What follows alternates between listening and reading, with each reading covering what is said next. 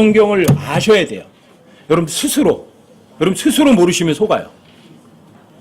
그래서 오늘은 오전에 성경을 공부하는 7가지 규칙에 대해서 여러분들과 함께 좀 나눠보려고 그래요.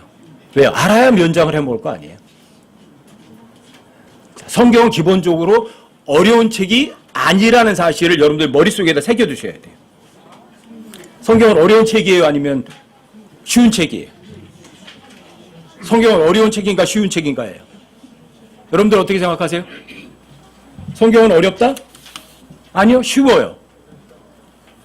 여러분들과 제가 하나님의 말씀을 알아서 하나님 여러분들에게 정말 진리를 말했을 때 여러분들이 그 진리를 받아들이겠습니다. 그 마인드만 있으면 돼요. 그런데 여러분들이 그 하나님께서 뭘 말씀하셨을 때 그 말씀이 내가 좋아하는 것과 충돌이 일어났을 때 어떻게 할 거냐는 거죠. 생각해 볼게요. 그럼 여러분들은 스스로 속아요. 성경은 그런 책이에요. 성경은 절대 어렵지 않아요. 성경은 신학 공부나 하고 신학대학 나와서야만 아는 책이 절대로 아니에요. 여러분 이걸 꼭 머리에 먼저 염두에 두세요. 만약에 성경이 어려운 책이라면 여러분과 제가 다 하나님 앞에 갔을 때 할 말이 있어요. 하나님, 성경이요? 도무지 모르겠습니다. 너무 어려워서. 그러니까 책임 누가 져야 돼요? 하나님 져야죠. 근데 진리거든요, 성경은? 성경은 진리의 거짓이에요. 자, 진리다. 하나님 거짓말 하세요, 안 하세요? 그러면 거기다가 여러분들이 왜 그렇지? 그건 아닐 수도 있잖아, 이런 생각할 필요가 있어요, 없어요? 진리고 거짓이 아니라면 여러분과 제가 해야 될 거 딱 하나예요. 예스! 알겠습니다. 사실입니다. 옳습니다. 그것뿐이에요. 근데 그게 하나님의 말씀을 절대 진리라고 인정하고 여러분들이 그걸 생활로 그대로 옮기겠다는 그 마음이거든요. 예스! 하는 거는 그 마인드만 있으면 성경은 어려운 책이 아니에요. 성경은 진리거든요. 거짓이 전혀 없는 거거든요. 이 마인드만 있으면 성경은 어려운 책이 절대로 아니에요. 성경은 어렵다? 아니면 쉽다? 진리다. 성경 66개 전체에서 희한한 표현이 하나 절대 안 나오는 표현이 있어요. 하나님께서 여러분들에게 말씀하시고 너 내 말이 이해가 되니? 그런 표현은 있어요, 없어요? 전체에 없어요. 왜 없어요? 진리니까 단순해요. 아멘, 예스, 끝이에요. 믿으면 끝이에요. 그래서 여기에 이해를 요구하지 않아요. 진리는 절대 진리, 거짓이 없는 절대 옳은 것이기 때문에 여러분과 제가 어린아이처럼 믿는 걸 원하는 거예요. 아셨어요? 여러분들 이 자세부터 가지셔야 돼요. 성경 기록과 예수님은 동일한 권위를 가진 절대 진리다. 그 진리는 어렵지 않다. 단순하다. 아시겠어요? 진리는 단순해요. 거짓은 복잡해요. 진리는요, 까만 거로 싹 가렸다가요, 까만 걸 싹 걷어내면 노란 게 나와요. 또 노란 것도 하나 걷어내면 또 누런 게 나와요. 누런 거 걷어내면 시커먼 게 나와요. 시커먼 거 걷어내면 또 빨간 게 나와요. 걷어내도요, 어느 걸 진짜인지 알 수가 없어요. 그 거짓은 복잡해요. 근데 진리는 하얗다. 그러면 끝이에요. 아셨어요? 그냥 믿으라. 아셨죠? 성경을 공부하는 절대적인 원칙, 여러분들의 마음 자세가 가장 중요하다. 그 다음에 여러분들과 제가 성경을 어떻게 공부를 하는 것이 좋겠는가. 그 유인물 나중에 여러분 참조하시고 한번 그거 가지고 스스로도 한번 공부를 하시고 찾아도 보세요. 첫 번째 절제 원칙이 이거예요. 하나님의 말씀에 더하거나 빼거나 바꾸는 그런 마인드는 머릿속에 지워버리세요. 저는 신학대학 다니면서 제일 제가 관심 있던 과목이 성경 해석학이었어요. 왜요? 저는 성경을 알고 싶어서 갔으니까. 목사 되고 뭐 그런 거 아니에요. 그냥 성경 진짜 알고 싶었어요. 그래서 갔어요. 그래서 성경 해석학에 거의 올인했어요. 근데 27가지 해석법이 나와요. 27가지 해석법. 공부하면 공부할수록 점점 더 힘들어지고 어려워지는 거예요. 그래서 교수님한테 찾아가서 물어봤어요. 제가 역대기상 1장을 읽었습니다. 예를 들어서. 자, 그거를 어떤 성경 해석법으로 어떻게 해석해야 됩니까? 27가지 해석법 중에 어떤 해석법을 해석해야 되는지 그걸 어떻게 하면 알 수 있습니까? 왜요? 27가지나 되잖아요. 그럼 두 번째 해석법으로 다 해석해야 되는지 12번째인지 17번째 해석법인지 21번째 해석법인지 그걸 알아야 정확한 해석을 할 거 아니에요. 그걸 어떻게 할 수 있습니까? 대답을 안 해줘요. 아래로 꼬나보더니 벌떡에서 나가버렸어요. 그때는 몰랐어요. 뭐가 옳은지. 근데 순간적으로 이런 걸 왔어요. 아, 이 성경 해석법은 아니구나. 그럼 뭐지? 거기에 대한 대안은 없었어요. 그래서 10여 년 이상 헤맸어요. 그리고서 나중에 안 거예요. 14년 후에 알았어요. 성경은 진리다. 해석할 필요가 전혀 없다. 기록된 그대로 믿으면 끝이다. 27가지 해석법이 이유가 없는 거잖아요. 그게 충격이었어요. 브라이언 도너반 만나가지고 제가 정말 궁금한 걸 물어봤더니 걔가 그러는 거예요. 야, 성경에 기록된 대로 믿으면 되지? 그게 제 뒤통수를 꽝 하고 때려버렸어요. 그렇구나. 성경은 절대 진리구나. 그러니까 절대 진리에 어떻게 하셔야 돼요, 여러분들이? 더할 필요 있어요? 뺄 필요 있어요? 바꿀 필요 있나요? 여러분들 여기에다 머리에 딱 새겨두세요. 하나님의 말씀에 더하거나 빼거나 바꾸는 것은요, 절대 금물이에요. 하나님의 말씀에 더하고 빼고 바꾼 최초의 죄를 지은 게 바로 창세기 3장 1절에서 나오는 뱀이에요. 뱀. 맷뱀. 동산 모든 나무의 실과를 먹지 말라고 하시더냐? 예, 하나님 말씀 90%를 썼어요. 하나만 바꿨어요. freely, 자유롭게 하는 단어 빼버리고 not, not, 부장관사만 집어넣고 끝에다가 퀘션 마크만 붙였어요. 절대 진리에 단어 하나만 바꿨어요. 단어 하나만 바꿨다고요. 퀘션 마크만 붙였어요. 그래서 여러분과 저에게 낚싯밥으로 던지는 거예요. 야, 하나님 진짜 그렇게 말했니? 야, 하나님이 진짜 동성애는 그 죄라고 그랬더냐? 그거 괜찮은 거 아니야? 이런 식으로다가. 아셨어요? 하나님 말씀에 단어 하나 뺐다고요. 다른 단어 대체해서 집어넣었다고요. 낫이라고. 그리고 퀘션 마크만 붙였다고요. 이 짓은 여러분과 제가 하나님께서 절대 진리시다. 그분이 나의 모든 것 중에 모든 것이시다. 내 죄값으로 대신 죽으신 나의 구세주시다라고 믿으신다면 그분 말씀에 절대 더하고 빼거나 바꾸고 여러분들 의심할 이유는 없어요. 절대 원칙이 첫 번째. 제가 지금까지 성경을 들고 오면서 엄청나게 많은 성경을 가리키는 사람들을 많이 만났어요. 여호와의 증인들도 만났고 안식교 목사도 이 자리에서 6개월 이상 만났어요. 다 이래요. 그 사람들 다 공통점이에요. 이거 우리는 정말 성경대로 한다. 저는 어떤 사람도 성경대로 하지 않는다는 소리 들어본 적이 없어요. 안식교도 여호와의 증인들도 다 마찬가지예요. 다 성경대로 한대요. 전 진짜 성경 믿는데요. 신천지는 안 그래요? 다 성경 믿는데요. 근데 써놓은 그대로 믿지는 않아요. 다 풀고 해석을 하죠. 근데 저는 해석하지 않겠어요. 써있는 거 그대로 믿겠어요. 그 기조를 흔들고 힘들게 한 적은 아무도 없어요. 제가 하나님의 말씀을 더하거나 빼거나 바꾸지 않겠다. 그 기조를 세우고요. 그 다음에 거기에 이해하려고 들지 않겠다. 써놓은 거 그대로 인정하겠다. 그 기조를 가지고 어떤 사람을 만나도요. 안 흔들려요. 그 사람들이 어떤 교리가 옳다고 여호와의 증인 교리가 옳다고 얘기할 때요. 그 사람들 주장하는 구절 앞으로 3구절 뒤로 3구절만 읽어버리면 그 거짓말이면 금방 드러나요. 왜요? 더하거나 빼거나 바꾸고 있거든요. 아셨어요? 머릿속에 집어넣으세요. 하나님 말씀 절대 진리고 하나님과 동등한 권위를 가졌어요. 더하거나 빼거나 바꿀 생각은 아예 하지 않겠다. 아셨어요? 자, 예수님은 말씀이세요. 워드, 단어이세요. 모든 단어의 정의는 사전이 하지 않아요. 누가 하죠? 워드이신 분이 그 모든 워드를 정의해요. 성경이 어떤 단어를 스스로 정의해 놓으면 사람들에게 그 단어의 정의를 도움을 얻으려고 가지 마세요. 누가 한 거죠? 성경이 했으면? 그럼 그 정의가 옳은 거예요. 아셨어요? 성경은요, 모든 단어를 스스로 정의할 뿐이에요. 인간들의 정의를 쫓아가지 마세요. 여러분들이 쓰는 기본적인 단어가 다 섞고 있다고요. 여러분들이 여호수아서 1장 8절에서 오래되신 분들 다 아시잖아요. 성공이 뭐예요? 돈 많이 버는 게 성공이에요? 성경이 돈 많이 버는 게 성공이라고 그랬어요? 높은 자리에 앉는 게 성공이라고 그래요? 사람들에게 이름이 쫙 알려져서 유명해지면 그게 성공이에요? 아니라고요.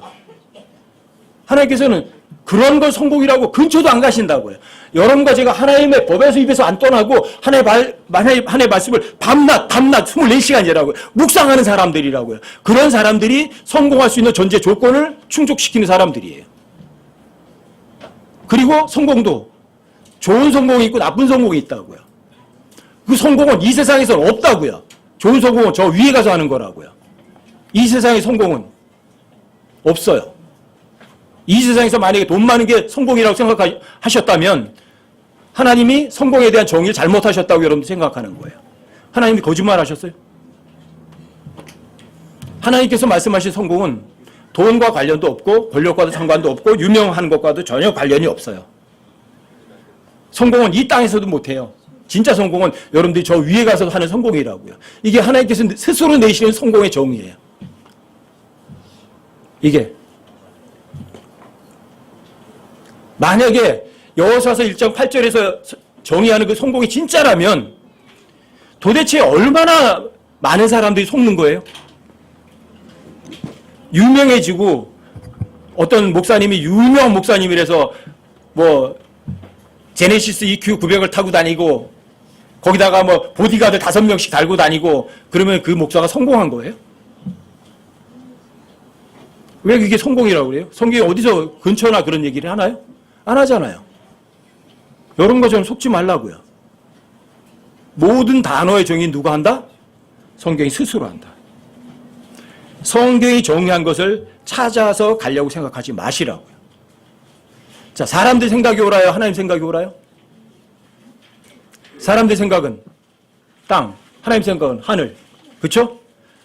사람들의 방법은 땅, 하나님의 방법은 하늘. 비교할 수 있어요? 하나님 생각하고 하나님의 방법하고 하늘과 땅 차이잖아요. 사람들의 생각은요. 계속해서 악하다고 성경이 정의해 놨어요. 창세기 6장 5절에서. 끝이에요, 그러면. 여러분과 제가 아무리 좋은 아이디어가 나왔다고 할지라도 성경이 거기에 옳은 것이라고 하지 않는다면 옳지 않은 거예요. 여러분, 성경이 뭐라고 말하면 진리일 뿐이에요. 그냥 따라가세요. 아셨어요? 성경이 정의했다. 그러면 절대 진리일 뿐이에요. 성경이 정의한 것을 제껴두고 사람들에게 조언을 구하러 갈 필요는 전혀 없어요. 여러분들이 이게 가장 중요한 거예요. 아주 중요한 거예요. 세 번째는요. 아까 제가 말씀드렸잖아요. 어떤 여화쟁인들이 또는 안식교인들이 어떤 구절을 갖다 놓고 얘기를 해요. 봐, 성경에 이렇게 기록되어 있으니까 이렇게 해야 돼 그래요. 그럼 여러분 그 한 구절만 읽지 마시고 어떻게 하시라고요? 앞으로 3구절, 뒤로 3구절만 읽으면 돼요. 문맥을 보시면 아세요. 문맥을 보시면 그 문맥에서 그게 내가 아니라는 것이 금방 드러나요. 아셨어요? 문맥을 무시한 인용은 사기친 거예요. 많은 사람들이 이 성경이 절대 옳은 성경은 없다 이렇게 할 때 또 최초의 원본만 옳다 이렇게 얘기할 때 사용하는 구절이 한번 찾아보세요. 디모데 후서 3장 15절 16절이요. 오늘 여러분들과 저에게도 가장 중요한 구절이기도 하거든요. 근데 이 구절을 가지고 사람들을 속여요. 근데 어떻게 속이는지 여러분들이 여기 실제로 보여드릴게요. 16절 17절을 보세요. 여러분들에게 성경을 공부하는 7가지 규칙을 확실하게 알아두셔라. 왜? 이 16절 17절 때문이에요. 디모데 후서 3장 16절 17절이요. 모든 성경 기록은 하나님의 영감으로 주신 것으로 교리와 책망과 바로잡음과 의로 교육하기에 유익하니 이것은 하나님의 사람이 완전하게 되어 모든 선한 일에 철저히 갖추어지게 하려 함이라. 성경 기록만 있으면 엄청난 거죠. 그렇죠? 여러분들이 완전하게 되고 모든 선한 일에 철저히 갖추어지는 거죠. 근데 여기 모든 성경 기록은 3장 16절에 나오는데 이 모든 성경 기록을 신학교 교수님들께서 이렇게 말씀하세요. 그 모든 성경 기록은 최초의 원본을 말하는 것이다. 이렇게 말해요. 모든 성경 기록은 최초의 원본을 얘기하는 거다. 그 최초의 원본은 하나님 영광으로 주셨고 그 원본은 완전하게 하고 선한 일을 철저히 가지어지게 하는 거라. 이렇게 가르쳐요. 사기친 거예요. 왜요? 누가 이렇게 구절 인용하면 어떻게 하라고요? 앞으로 몇 구절? 뒤로 세 구절. 앞으로 세 구절. 읽어보시면 돼요. 몇 구절 갈 필요도 없어요. 한 구절만 앞으로 가보시면 돼요. 15절. 또 어린아이 때부터 내가 거룩한 성경 기록들을 알았나니 그것들은 능히 너를 지혜롭게 하여 그리스도 예수님 안에 있는 믿음을 통해 구원에 이르게 하느니라. 또 어린아이 때부터 네가 거룩한 성경 기록들을 알았다? 이 성경 기록들이 최초의 원본이에요? 디모데가 어렸을 때 읽은 성경이 최초의 원본이에요? 그리고 16절에 그 모든 성경 기록은 최초의 원본이고 15절에서 어린아이 때부터 디모데가 읽은 거는 최초의 원본이 아니고 그래요? 그 앞에 15절 모든 성경 기록, 내가 어렸을 때부터 읽은 성경 기록은 사본이라고요. 그렇죠? 그러면 16절에서 나온 모든 성경 기록도 똑같은 사본이에요. 최초의 원본이 아니라고요. 왜? 하나님께서는 원본 종이 쪼가리 보존하겠다고 얘기를 하시지 않으시고 하나님께서는 내가 모든 단어, 내가 너희들에게 말한 모든 단어를 보존하겠다고 하셨지 원본 종이 쪼가리 보존한다는 약속 안 하셨거든요. 아셨어요? 이게 바로 이런 것들이에요. 문맥을 무시한 인용은 거짓말이다. 이 16절에서 모든 성경 기록은 최초의 원본만 영감으로 주어졌고 이런 소리가 아니라고요. 최초의 원본이 아니라고요. 왜요? 15절에서 이미 디모데가 어렸을 때 읽었던 배웠던 거룩한 성경 기록이 있거든요. 그건 사본이거든요. 그렇죠? 그 사본은 모든 성경 기록은 사본을 얘기하는 거지 최초의 원본을 얘기하는 게 아니라고요. 왜? 하나님께서는 원본 종이 쪼가리 보존을 얘기하신 게 아니라 자신이 말한 단어를 보존하시겠다고 약속하셨으니까. 아셨어요? 모든 것은 문맥을 무시하지 말 것. 쉬워요. 안 어려워요. 자, 네 번째요. 완전한 문장과 불완전한 문장이 있어요. 완전한 문장이 있고 불완전한 문장이 있거든요. 여러분들이 불완전한 문장을 가지고 믿습니다 하시면 안 돼요. 왜요? 그거는 불완전 문장이고 완전하게 해주는 문장이 있거든요. 예를 들어서 여러분들이 요한복음 14장 14절 한번 보세요. 요한복음 14장 14절이요. 14절이요? 사람들이 아주 좋아하는 구절이잖아요. 요한복음 14장 14절 함께 한번 읽어보세요. 함께 시작. 너희가 내 이름으로 무엇이든지 구하면 내가 그것을 행하리라. 여러분들이 막 쾌재 불릴 수 있는 구절 아니에요? 아싸! 이러는 거잖아요. 왜요? 너희가 내 이름 무엇이든지 구하면 내가 그것을 행하리라고 하시니까 아싸 하는 거 아니에요? 아하! 그렇구나. 예수님 이름으로 구하면 몽땅 다 끝나버리네요. 뭐 완전히 뭐 전천후죠. 전천후. 그렇죠? 근데 여러분 요한 1서로 한번 가보세요. 요한 1서 5장 14절을 찾아보세요. 요한 1서 5장 14절이요. 자, 여기도 함께 읽어보세요. 함께 시작. 그분 안에서 우리가 가진 확신은 이것이니 곧 우리가 그분의 뜻대로 무엇이든 구하면 그분께서 우리 말을 들으신다는 것이라. 여기는 무엇이든 구하면에 뭐 제한이 걸리네. 뭐에 걸려요? 그분의 뜻대로 무엇이든지. 그냥 무엇이든지가 아니라 그분의 뜻대로. 그런데 제한 없이 무엇이든지가 아니에요. 그렇죠? 제한이 걸려요. 뭐에? 그분의 뜻대로. 그분의 뜻대로 무엇이든지지 그냥 내 이름으로 무엇이든지 구하면 그걸 수행하리라는 불완전 구절인 거예요. 완전 구절은 그분의 뜻대로 무엇이든지 구하면. 또 여러분들 마음속에 하나님이 여러분 마음속에 가득 있죠? 그때는 여러분들이 하나님의 뜻대로 구할 수밖에 없어요. 그래서 여러분 요한복음 15장 7절도 한번 찾아보세요. 요한복음 15장 7절.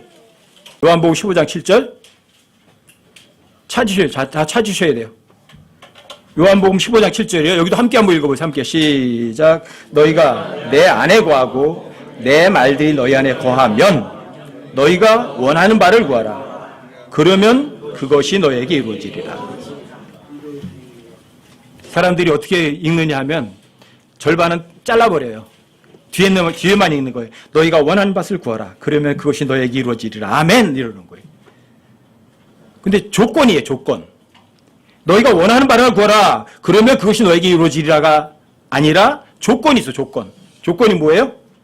너희가 내 안에 거하고 내 말이 너희 안에 거하면 너희가 원하는 걸 구하라.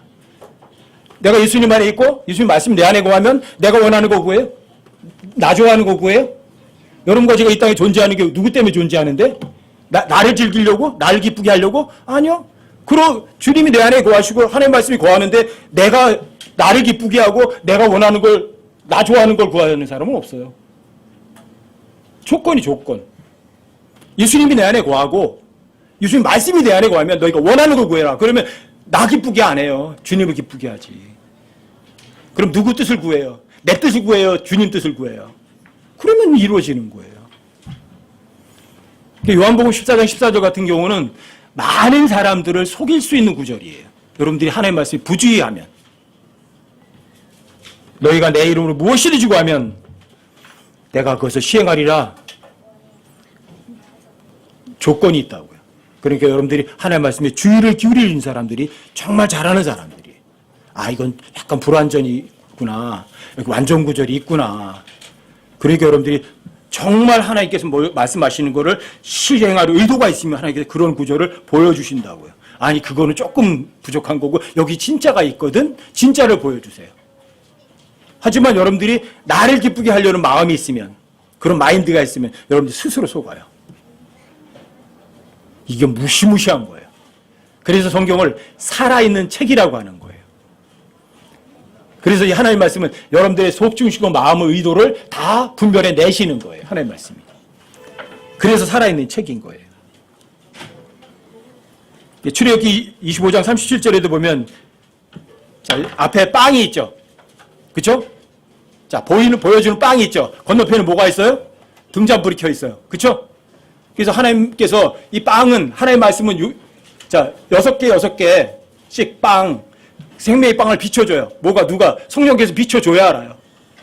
등잔불을 켜서 이렇게 놔두는 거예요. 그러니까 여러분들 매일 성경 읽으시라고 그러는 거예요. 성경 읽어서 뭐 배우는 게 아니라 그냥 여러분들이 등잔불 켜놓는 거예요. 여러분들 삶 속에서.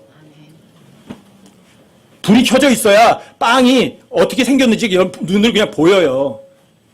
여러분들이 아무리 머리가 똑똑하다고 해서 성경을 여러분들이 알아낼 수 있는 게 아니에요. 왜요? 성령께서 불로 등잔불을 켜서 이렇게 비춰주셔야만 돼요. 여러분 머리 좋다고 하는 게 아니에요. 그래서 등잔불을 켜서 그 맞은편에서 빛을 발하게 할지니라 이렇게 말씀하신 거예요. 여러분들이 머리 좋다고 성경하는 거 아니에요. 여러분들이 정말 하나님의 말씀을 그대로 들어서 예, 정말 그 진리 맞습니다. 그리고 그대로 옮기겠습니다. 제가 손해가 갈지라도 그 마음만 있으면 다 알려주시는 거예요. 쉬운 책이에요. 아시겠죠? 성경 구절은 해석해서 알려줄 수 있는 사람은 아무도 없어요. 성경은 성경이 스스로 해석할 뿐이에요. 성경은요, 스스로 해석을 해요. 그러니까 어떤 사람 의존하지 마시고 성경이 무엇을 이야기하면 어떤 신학 이론도 따라갈 필요는 없어요. 어떤 사람도 따라갈 필요도 없고. 다만 여러분과 저의 마인드가 제일 중요해요. 주님께서 진짜 말씀하셨으면 그걸 정말 믿을 거냐? 예, 제가 손해가 가더라도 만약에 그 말씀 믿어서 내가 손해가 가더라도 정말 그 하나님의 말씀 믿겠습니다. 그 마인드가 그렇게 중요한 거예요. 그래서 하나님께서는 여러분과 속중심과 마음을 보시지 그 사람이 무슨 학위가 뭐가 있어, 돈 좀 있어, 머리가 좋아 그런 거 안 보세요. 하나님 절대 외모 안 보세요. 자, 5번째는 이거예요. 성경은 하나님의 말씀만 기록된 게 아니라 사탄이 하는 말도 기록돼 있고 인간들이 하는 말도 기록돼 있어요. 항상 주의하실 건 이거예요. 누가 말하고 있지? 누구한테 말하고 있지? 엄청 중요한 거예요, 이게. 자, 누가 말하지? 성경에서. 하나님 말하고 있다. 근데 하나님 누구한테 말하는 거야? 엄청 중요해요. 아시겠어요? 성경은 편지라고 그래요. 누군가에게 보낸 편지. 그러면 편지는 뭐가 있어요? 수신자가 있잖아요. 그럼 수신자가 누구지? 이것부터 확인하시라고요. 하나님께서 사람들이 보낸 편지다. 그럼 누구한테 보낸 편지야? 그럼 우리는 그 편지를 읽고서 그 편지대로 하면 되죠. 근데 그게 나한테 온 편지가 아니라면 참고사항일 뿐이에요. 예를 들어서 제가 어디 나갔다가 우리 자매에게 편지를 썼어요. 여보, 내가 오늘 좀 늦어. 그러니까 내가 밤 늦게 가니까 밤 몇 시나 도착할 거야. 그러니까 나 저녁도 못 먹고 가니까 밥 좀 해놓고 기다려. 그랬어요. 밤 12시에 밥 좀 해놓고 기다리라고 그랬어요. 근데 그 편지를 장영 형제가 다 읽고는 와, 이게 뭐야? 나한테 12시에 밤 10시에 밥 해놓고 기다리네? 그럼 그렇게 해야 되겠네? 그 밥 해놓고 기다려요. 얼마나 똑똑해요? 왜 그렇죠? 수신자가 누군지 확인 안 했으니까 속는 거예요. 근데 거의 모든 신학대학에서요, 그 누가 말했지, 누구에게 말하고 있는가를요, 전혀 가르치질 않아요. 전혀. 그래서 구약에 있는 모든 것들에 하나님께서 내가 너에게 복을 주고 복을 주리라 그러면 거기다가 무조건 날 갖다 집어넣는 거예요. 하나님께 나 복 주신다고 하셨어. 아멘 그러는 거예요. 그런데 제가 장영 형제 보고 밥 해놓고 기다리라고 그랬어요? 그리고 정말 이런 게 너무 많아요. 여러분들 일반 교회 다니는 사람들이 가장 많이 이용하는 거 돈 내게 하는 구절이 어떤 거예요? 말라기 3장 10절? 한번 찾아보세요. 그게 여러분들이 해야 되는 건가? 말라기 3장 10절 한번 찾아보세요. 말라기 3장 10절. 11조 하라, 이게 엄청나게 많이 한 거죠. 저도 이 구절 때문에 11조는 철저하게 했던 사람이었으니까. 어떻게 하나님 것을 내가 도둑질할 수 있어? 내가 어떻게 하나님 걸 띄어먹어? 그래서 열심히 했어요. 10절 찾아보세요. 만군의 주가 말하노라 너희는 모든 11조를 어디로 가져오래요? 창고. 근데 교회지 창고가. 이렇게 하는 거죠. 네. 창고로 가져와 내 집에 먹을 것이 있게 하고 이제 그곳으로 나를 시험하여 내가 너희를 위하여 하늘의 창들을 열고 받을 것이 없도록 너희에게 복을 쏟아붓지 아니하나 보라. 앞에 거보다도 뒤에가 더 좋은 거예요. 내가 너희를 하늘의 창들을 열고 받을 것이 없도록 너희에게 복을 쏟아붓지 않나 시험해봐라. 아멘 가는 거예요. 근데 만군의 주가 너희는이 나예요? 여러분과 전가요? 성경대로 안 믿는 거잖아요. 근데 모든 12를 창고로 가져오라고 그랬잖아요. 교회다 내라고 안 했잖아요. 창고가 교회가 아니잖아요. 내 집에 먹을 것이 있게 하고 교회가 예수님의 집이에요?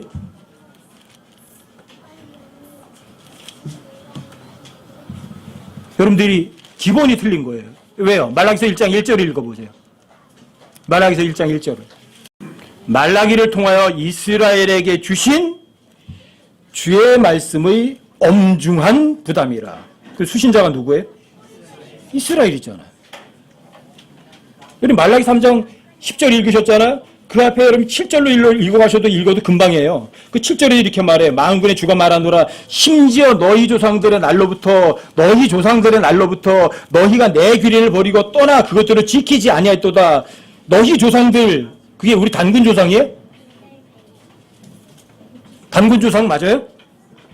너희 조상이? 아니잖아요. 이건 너희 조상이 단군 얘기하는 거 아니라고요. 아브라함을 얘기하는 거지. 성경을 믿는다고 하지만 성경을 누가 말하고 있지? 누구에게 말하는 거지?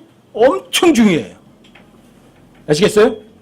성경에서는 하나님께서 보낸 편지 수신자는 셋 중에 하나예요. 첫 번째는 이방인들에게 보낸 편지가 있어요.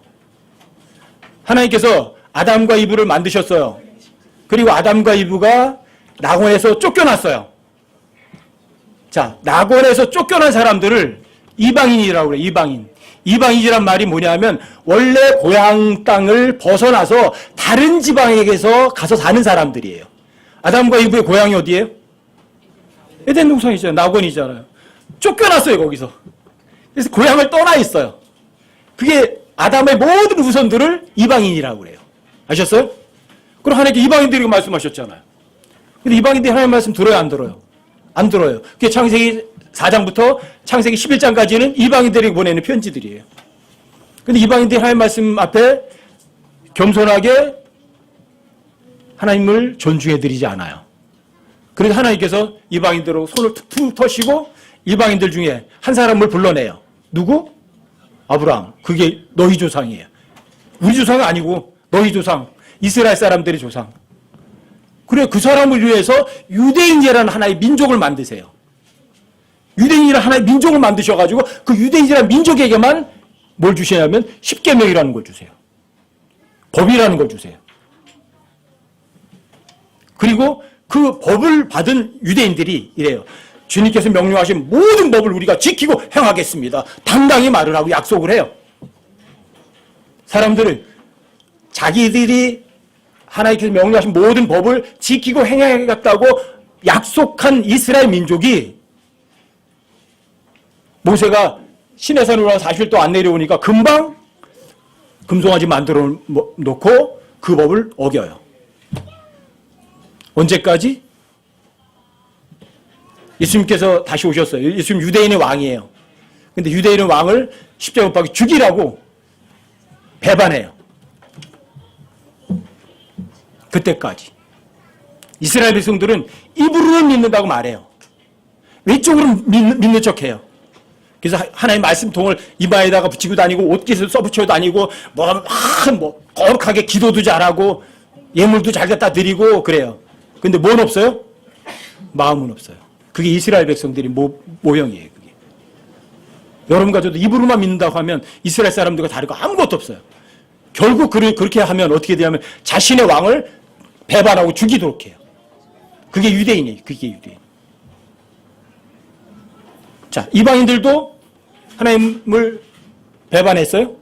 유대인들도 하나님을 배반해요. 그렇죠? 그래서 하나님께서 유대인이든 이방인들에게서 예수님이 십자가에 달려 죽으셨잖아요. 그것 때문에. 그렇죠? 근데 예수님이 십자가에 달려 죽으신 그 사건이 마귀는 예수님을 십자가 못 박혀 죽으면 자기가 모든 걸 통치하는 왕이 돼서 하나님의 보좌에 올라갈 줄 알았더니 그분이 다시 살아나 버렸네.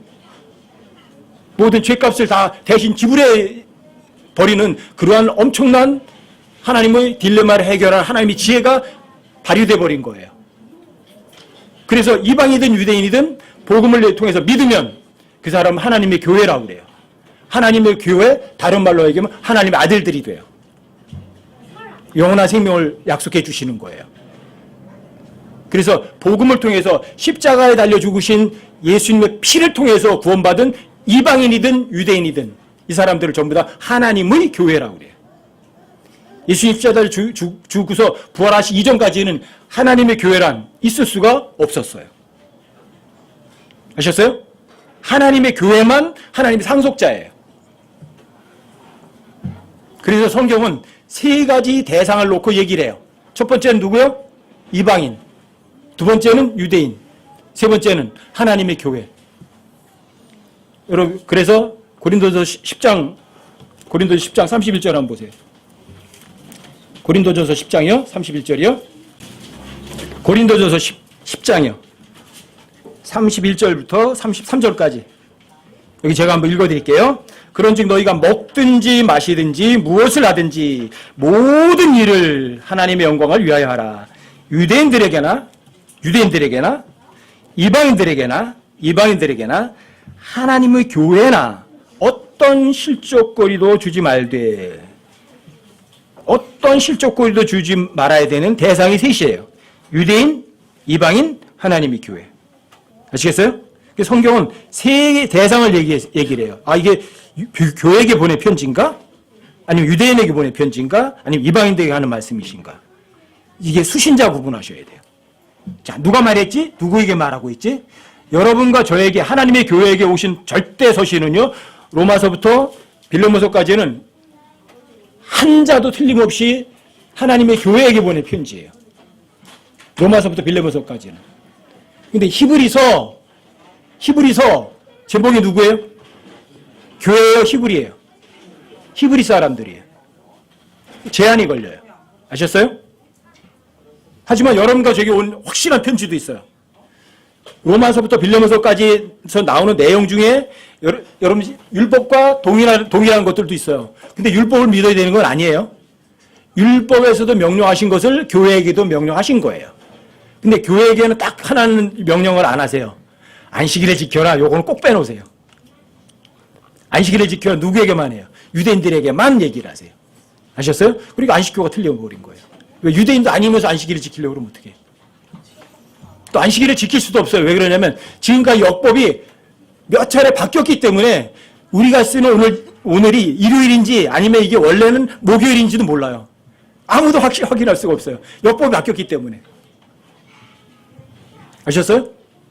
그래서 여러분과 저에게 교회에게는 어떤 날과 달과 해를 지키는 것을 헛되다고 하시는 거예요. 왜요? 하나님께서는 그런 외적인 걸 안 보시고 뭘 보시니까? 여러분 속 중심 보시니까. 자, 누가 말했니? 누구에게 말하고 있느냐? 엄청 중요하게 함에도 불구하고 진짜 신학을 공부하신 분들은 이것을 전혀 놓치고 있어요. 가장 간단한데 가장 많은 사람들을 혼란하게 만드는 거예요. 누가 말하고 있니? 누구에게 말하고 있느냐? 또 하나 이거예요. 여러분들 역사 가운데 보면 십자가가 있죠. 십자가. 예수님 십자가를 죽으신 사건이 있죠. 예수님 십자가를 죽기 이전과 이후는 같은 걸까 다른 걸까? 전혀 달라요. 아셨어요? 자, 이렇게 구분할 줄 아셔야 돼요. 아, 이 이야기가 누구에게 한 말이지? 십자가 전인가? 아니면 후인가? 또 십자가 후일지라도 이게 누구에게 하시는 말씀이지? 유대인인가? 아니면 하나님의 교회인가? 이런 거 구분할 줄 아셔야 돼요. 아시겠죠? 이게 성경을 믿는 사람이잖아요. 누가 말했지? 하나님 말하고 있는데 그러면 누구에게? 유대인들에게 말하고 있는데 그 유대인들에게 말하고 있는 걸로 믿는 것이 옳은 사람 아니에요? 그렇죠? 하나님께서 말라기를 통해서 이스라엘에게 주는 엄중한 경고라 그러면 이스라엘에게 주는 엄중한 경고 아니에요? 이스라엘에게 뭘 말씀하셨어요? 왜 하나님께 도둑질하냐? 그렇게 경고하신 거죠, 엄중하게. 자, 먹을 걸 내 창고로 가지고 와라. 교회가 아니잖아요. 이스라엘 성전 창고를 얘기를 하는 거잖아요. 근데 성전이 없어요, 지금은요. 눈에 보이는 물질적인 성전은. 근데 여러분과 저에게도 성전이 있어요. 어디 있어요? 여러분들과 저의 몸이 성전이래요. 그러면 어디 성전 창고에 쌓을 게 없어요. 여러분 몸속에다 뭘 쌓아놓으실 거예요? 11조 몸속에다 쌓아놓으실 거예요? 못해요. 이런 것들이 가장 간단한 것부터 여러분 확실하게 해주셔야 돼요. 아셨죠? 여섯 번째는 이거예요. 절대적으로 불가능한 경우를 제외하고는 100% 문자적 의미를 문자적으로 그대로 볼 것. 이거예요. 이해할 수 없어도 하나님께서 문자적으로 이렇게 말씀하셨다고 믿으셔야 돼요. 많은 사람들이 그러면 그래서 여러분들이 불러 그러면 뭐 성령을 불같이 내려주시옵소서 그러잖아요, 여러분들이. 근데 사실은 그건 비성경적 표현이에요. 오순절날 성령이 불의 혀같이 갈라지는 것을 본 거지 불처럼 임한 건 아니에요. 성경에서 불은요, 단 한 번도 비유로 쓰시질 않으세요. 몽땅 다 불이란 단어는 100% 문자적 불로 그대로 봐요. 그 불이란 단어가 처음 나온 것이 여러분 창세기 19장 24절이에요. 창세기 19장 24절 한번 찾아보세요. 창세기 19장 24절이요. 여기 불이란 단어가 처음 나오는 곳이에요. 그때 주께서 하늘에서 주로부터 유황과 불을 비같이 소돔과 고모라에 내리사. 소돔과 고모라 내린 것이 그냥 불은 아니었나? 실제 불이었어요? 아니면 가상의 어떤 실제예요? 아니에요? 실제 불을 내렸어요. 실제 태워버렸다고요. 이게 불이에요. 불은 항상 실제, 유황과 불을 실제로 내리셨다고요. 여러분 창세기 22장으로 들어가 보세요.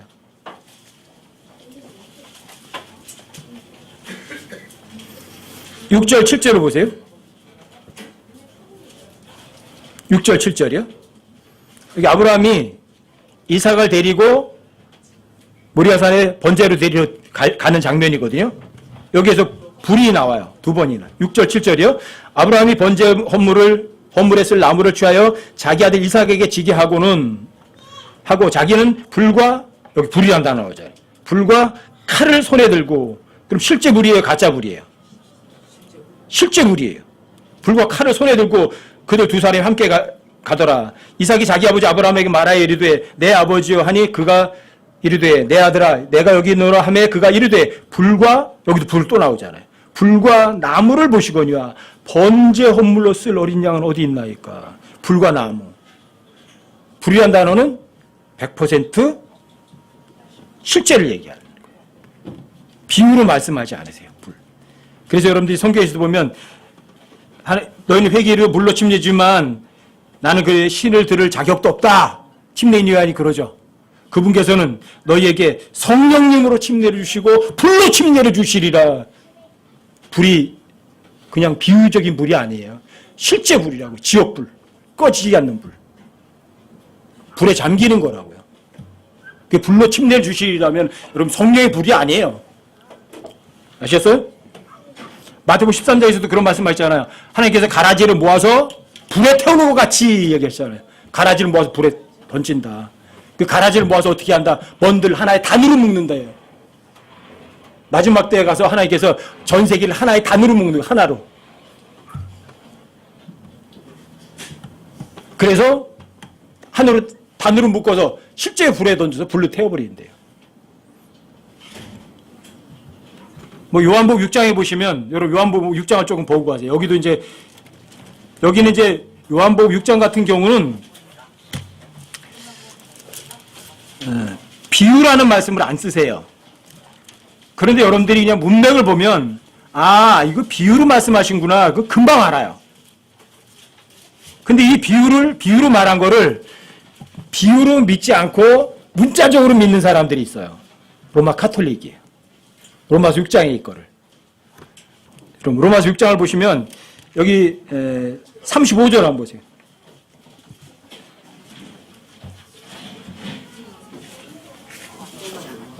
(35절) 여기 이렇게 말하죠. 예수님께서 그들에게 이르시되 내가 곧 생명의 빵이니 내게 오는 자는 결코 줄이지 아니할 것이요 나를 믿는 자는 결코 목마르지 아니하리라. 내가 곧 생명의 빵이다. 그러면 진짜 예수님 빵덩어리예요? 이거 비유로 말씀하시되 안 했어도 여러분들이 금방 알아들으세요? 못 알아들으세요? 예수님 자신을 나는 생명의 빵이다. 그러면 빵덩어리시냐고요. 지금 빵덩어리가 이렇게 말하고 있는 거예요?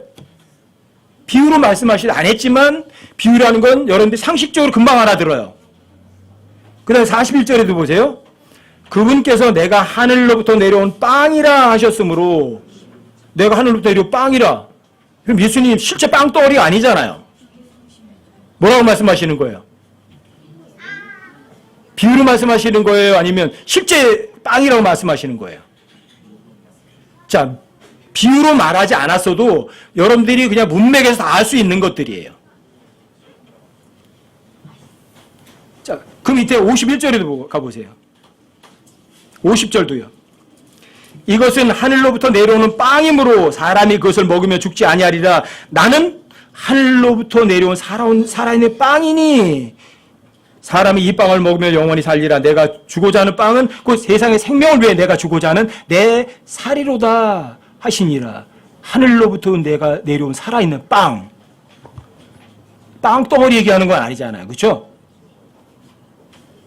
55절에 이렇게 얘기하잖아요. 내 살은 참으로 양식이요 내 피는 참으로 음료이니 내 살을 먹고 내 피를 마시는 자는 내 안에 거하고 나도 그 안에 거하느니라. 58절에도요. 이것은 하늘로 내려온 그 빵이니라 이렇게 얘기를 하세요. 그래서 60절에 보시면 사람들이 이렇게 말해요. 그분의 제자들 중에 많은 사람이 이것을 듣고 이르되 이 말씀은 어렵도다. 어렵다. 누가 그것을 들을 수 있으리요. 와, 뭐 예수님은 자기 살 띄워주고 뭐 자기 피를 뽑아서 주는 것도 아닐 테고. 그러니까 어렵도다. 왜요? 이거 실제라고 생각한 거죠. 실제라고 생각한 거죠. 그러니까 어려웠다고 생각한 거죠. 그런데 예수님이 61절에 보시면 예수님께서 자기 제자들이 그것에 대해 수군거리는 줄 아시고 이거 너무 어려워 이러는 거죠. 그때 알려주시는 거예요. 그래서 63절 보세요.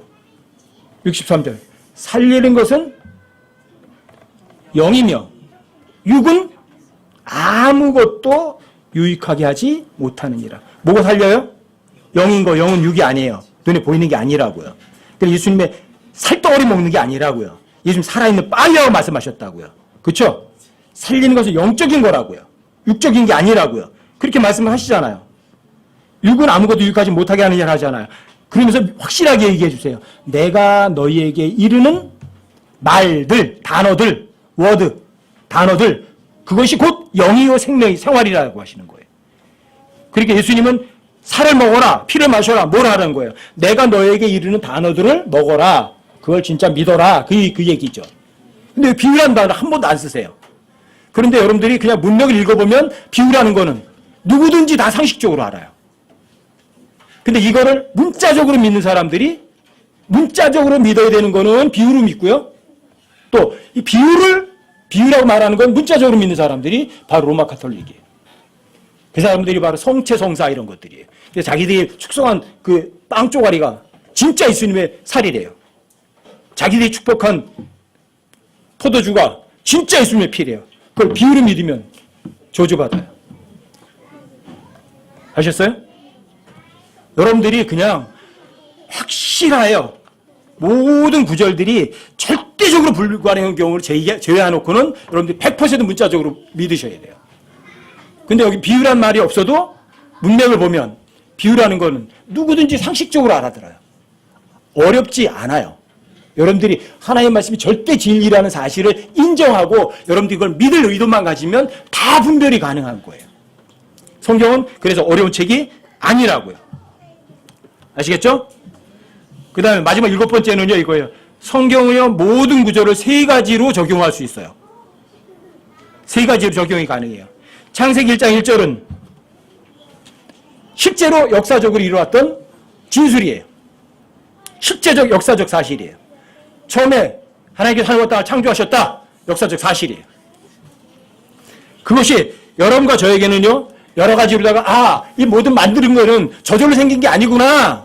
누군가 만들었구나. 여러분들이 교리적으로 적용할 수 있는 거예요. 이 만든 건 누군가가 만들었어. 누가? 하나님께서. 이게 교리적 적용이에요. 사실이. 여러분들이 모든 것을 놓고 확인할 수 있는 것들이에요. 그리고 여러분과 제가 그 창세기 1장 1절을 여러분들이 저의 삶에도 적용할 수도 있어요. 하나님께서 모든 것을 만드셨죠? 여러분들이 이걸 세밀하게 살펴보면 하나님께서 하시는 거 참 신기하다. 참 멋있다. 제가 오면서도 이제 그런 얘기 잠깐 했거든요. 여러분 농사 지으면 다 아세요. 꽃도 길러보면 다 아세요. 뭔가 심었는데 꽃이 너무 아름다워요. 파보면 썩고 더러운 것밖에 없어요. 근데 거기에서 어떻게 그 아름다운 보라색을 어떻게 이렇게 빨간색을 해가지고 꽃을 피우고 열매도 달콤한 열매를 맺을 수 있게 할까. 이게 여러분들의 영적인 적용이에요. 하나님이 해주시는 건 모든 것이 다 좋은 거구나. 아셨어요? 3가지를 다 적용이 돼요. 실제적인 역사적 내용이에요. 그렇죠? 두 번째는 여러분들이 거기에서 하나님의 법을 배울 수 있어요. 하나님의 교리를 배울 수 있어요. 어떤 구절에서든. 자, 유대인들은요, 자신들이 죄가 있으면 어떻게 해야 돼요? 재물을 끌고 가야 돼요. 그 재물에 자기가 손을 올려서 그 재물에게 내 죄를 옮겨야 돼요. 그리고 그 재물이 나 대신 죽어야 돼요. 그래야 1년 동안 죄를 용서받아요. 제거가 되는 게 아니라. 근데 여러분과 저에게는 아니에요.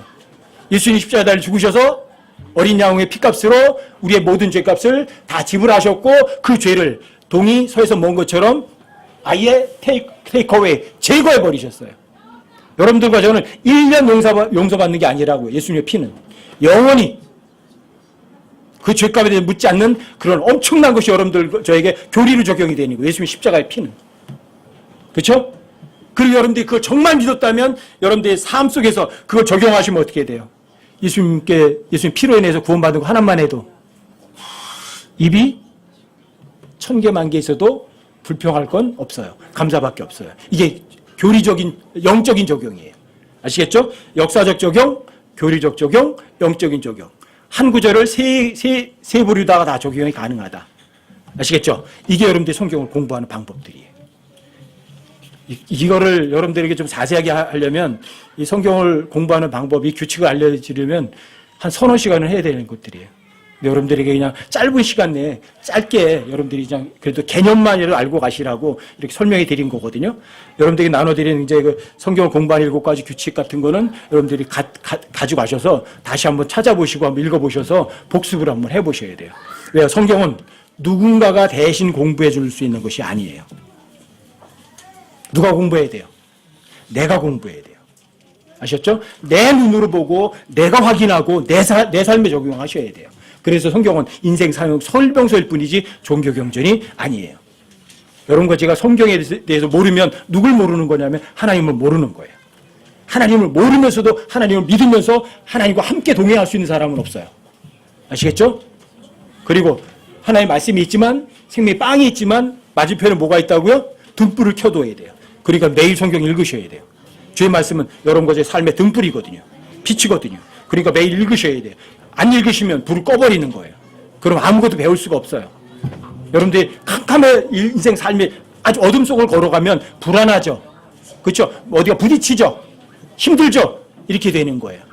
아는 것이 힘이에요. 성경을 제대로 아셔서 여러분들 실제 삶에서 자유를 마음껏 누리고 또 평안도 누리다가 주님 앞에 갔을 때 칭찬 듣는 여러분과 저가 되시길 바랍니다.